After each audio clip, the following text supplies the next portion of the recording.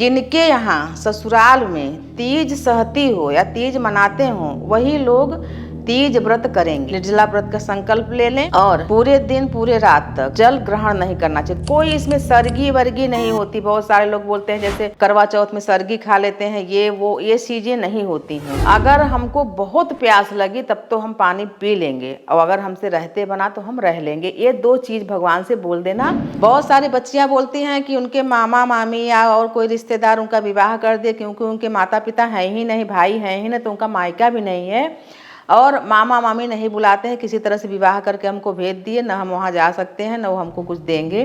तो मैं बोली कोई बात नहीं। नमस्कार, मैं शारदा पांडे आसान जिंदगी किसी एपिसोड में आपका स्वागत करती हूँ। जैसा कि पर्वों त्योहारों का महीना चल रहा है, आपको सभी वीडियो मिल गया है, हल षष्ठी का, श्री कृष्ण जन्माष्टमी का, अब आपको मैं तीज का वीडियो दे रही हूँ। बहुत से ढेर सारे इस साल विवाह हुए हैं, तो जो नई वधुएं हैं, पुत्र वधुएं, कन्याएं, वो तीज का व्रत उठाएंगी। तो उनके लिए आज मैं बताऊंगी कि तीज का व्रत उठाने से पहले उनको क्या क्या बातों का ध्यान देना पड़ेगा, क्या क्या बातें उनको ध्यान में रख के तीज का व्रत उठाना चाहिए। चलिए सबसे पहले बताती हूँ कि जिनके यहाँ ससुराल में तीज सहती हो या तीज मनाते हो वही लोग तीज व्रत करेंगे और तीज व्रत मायके से जाके करेंगे, यानी मायके में जाके करेंगे तीज व्रत को।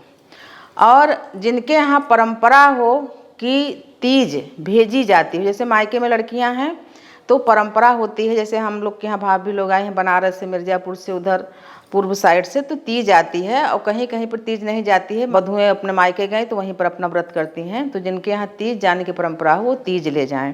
तीज में जो चीज़ें होती हैं वो साड़ी साया ब्लाउज सभी श्रृंगार का सामान, कुछ फल कुछ मिठाई और कुछ दक्षिणा, और जो सासू माँ रहेंगे उनके लिए भी अलग से साड़ी, क्योंकि जो तीज में साड़ी चढ़ाई जाएगी वो पहली बार माँ को दे दी जाएगी। मायके में ससुराल की साड़ी ही माँ को दे दी जाएगी, फिर अगले साल से जब माँ ससुराल में करेंगी तो फिर सासू माँ को बायना जिसको बोलते हैं वो दिया जाता है। पहली बार जो तीज व्रत शुरू करेंगे, जैसे कोई चीज़ पहली बार करो तो उनको बहुत सावधानियां रखनी पड़ती हैं, चीज़ों का पता नहीं रहता है। तो हमारा आसान ज़िंदगी चैनल, बहुत सारे लोग जो विवाह होकर विदेश चले जाते हैं, यानी अपने भारत देश से बाहर, ऑस्ट्रेलिया, अमेरिका, दुबई, बहुत सारे लोग यहाँ से जाते हैं, तो वो हमारा वीडियो देख के बहुत सारी पूजा कर लेते हैं। या जो भारत में ही हैं, बोलते हैं हमारी माँ नहीं है, दादी ने, कोई नहीं बताता, हम आपका वीडियो देख के कर लेते हैं।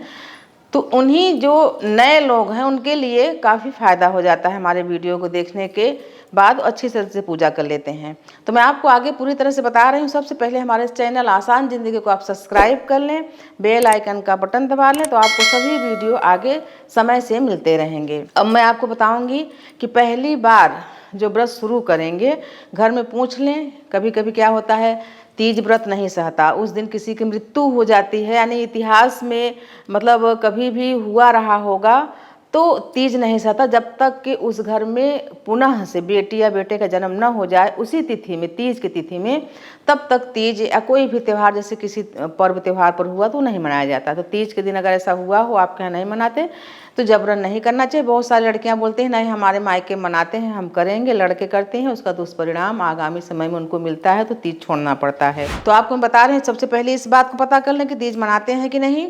उसके बाद जब आपको व्रत रहना है, पहली बार जब व्रत रहना रहता है तो घर वाले मतलब दबाव डालते हैं कि व्रत रहना है, निर्जला रहना है, लड़की को कर पाए या ना कर पाए, बहुत सारी बच्चियां नहीं कर पाती हैं, तो दबाव नहीं डालना चाहिए। हाँ, लेकिन मैं उन बेटियों को भी बताऊंगी कि अगर आप संकल्प लेती हैं, सुबह उठते ही संकल्प ले लें कि हे प्रभु हमारा विवाह हो गया है, अब हम तीज व्रत का संकल्प लेते हैं, निर्जला व्रत का, कोई एक दिन की बात होती है, निर्जला व्रत का संकल्प ले लें और पूरे दिन पूरे रात तक जल ग्रहण नहीं करना चाहिए। कोई इसमें सरगी वर्गी नहीं होती। बहुत सारे लोग बोलते हैं जैसे करवा चौथ में सरगी खा लेते हैं, ये चीज़ें नहीं होती हैं।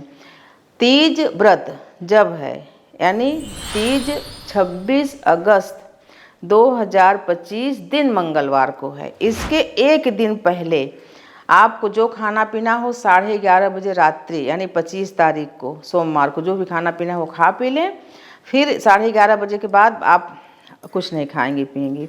उसके बाद ये ध्यान रखें कि आपके यहाँ उस समय में आपके कुल खानदान में 3 पीढ़ी तक सूतक वगैरह माना जाता है।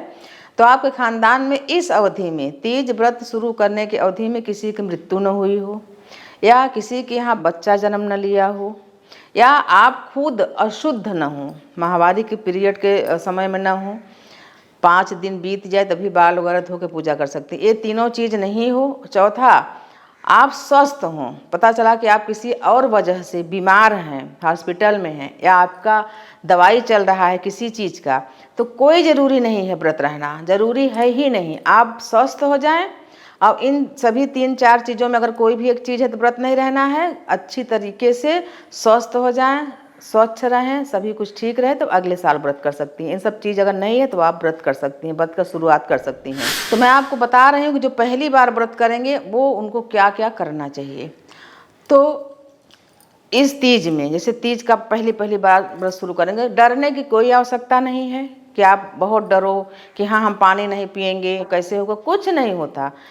प्यास लगने के समय प्यास लगेगी, भूख लगने के समय भूख, चाय के समय जब आप चाय पीते हो तो चाय पीने की इच्छा होगी, थोड़ा सा सिर में दर्द होगा तो उससे कोई दिक्कत नहीं है, आप ठंडे में रहें, आपको दर्द नहीं होगा सिर में।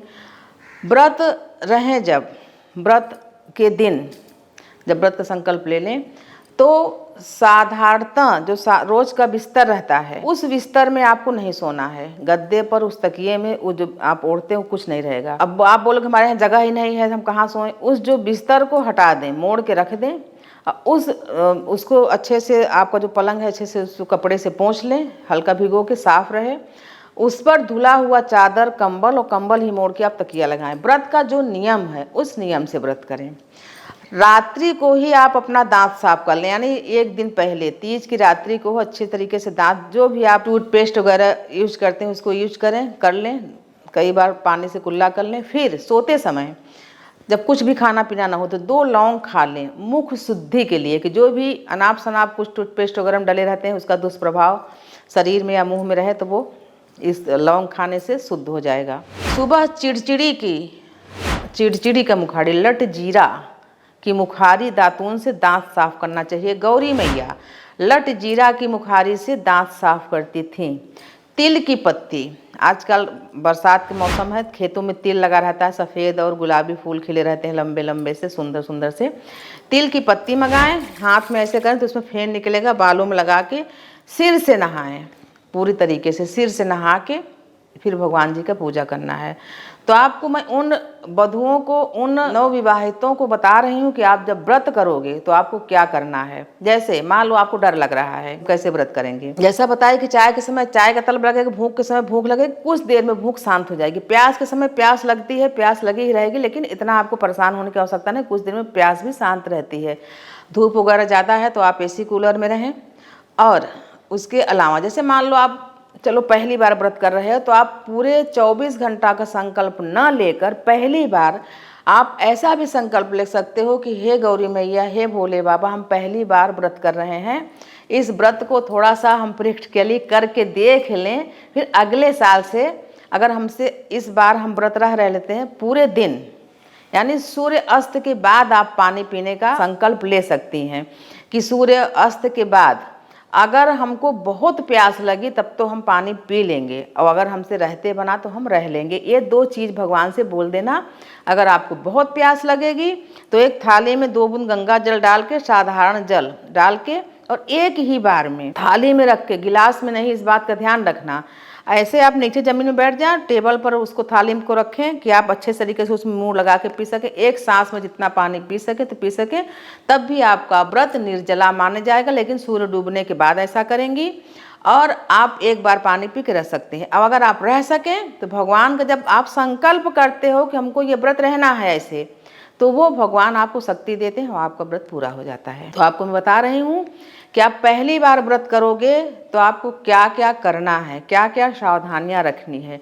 भगवान शिव, माँ पार्वती के वो सभी चीज़ें जो चढ़ती हैं वो आपको पता है, पिछले वीडियो में बता भी चुकी हूँ कि आपको क्या क्या करना है। ये आपको सिर्फ दे रहे हैं जो पहली बार व्रत शुरू करेंगे उनको क्या करना चाहिए। पिछले बार डाली थी वीडियो तो उनका सवाल आया लड़कियों का कि हम मायके नहीं जा सकते क्योंकि हम परदेश में चले गए हैं, ऑस्ट्रेलिया चले गए हैं, दुबई चले गए हैं, अमेरिका चले गए हैं, न्यूजीलैंड चले गए हैं, तो हम मायके कैसे आ सकते हैं, हम तो 2-4 साल के बाद आएंगे।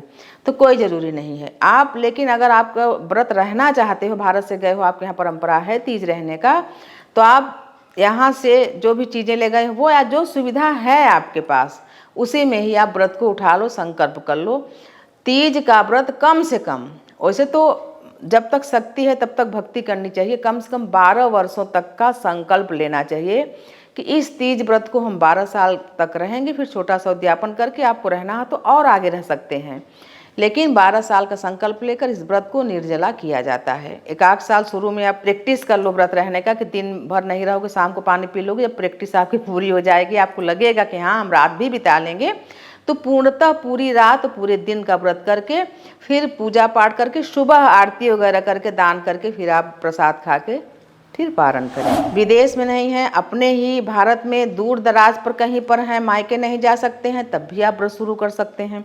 बहुत सारी बच्चियां बोलती हैं कि उनके मामा मामी या और कोई रिश्तेदार उनका विवाह कर दे, क्योंकि उनके माता पिता हैं ही नहीं, भाई हैं ही नहीं, तो उनका मायका भी नहीं है और मामा मामी नहीं बुलाते हैं, किसी तरह से विवाह करके हमको भेज दिए, ना हम वहाँ जा सकते हैं ना वो हमको कुछ देंगे। तो मैं बोली कोई बात नहीं, ये तो एक व्यवस्था है। अगर व्यवस्था आपका नहीं हो पा रहा है तो ऐसा थोड़ी कि आप व्रत ही ना करें भगवान का।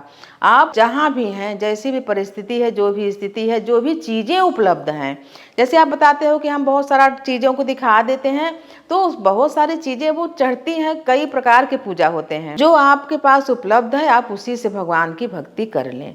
जल फूल पत्र से भी भगवान की भक्ति की जा सकती है।